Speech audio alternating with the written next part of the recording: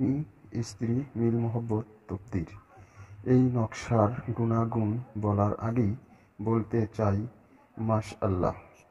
আমি বহুবার এই নকশা দ্বারা কাজ হাসিল হয়েছে।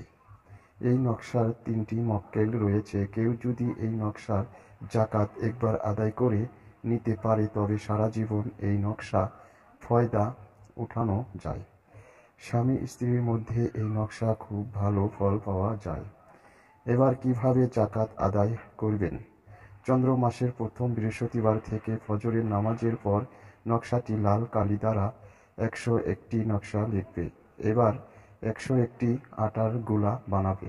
নকশাগুলো ভাঁজ করে প্রতি গোলার ভিতরে নকশাগুলো ভরে নদীর পাড়ে দাঁড়িয়ে 101 বার সূরা ইখলাস পাঠ করে জাকাতের উদ্দেশ্যে পানিতে ছেড়ে দিবেন।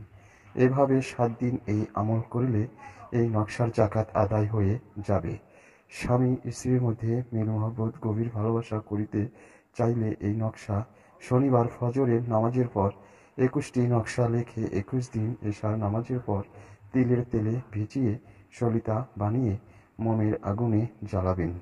ইনশাআল্লাহ 28 দিনের মধ্যে তাদের মধ্যে গভীর ভালোবাসা হবে।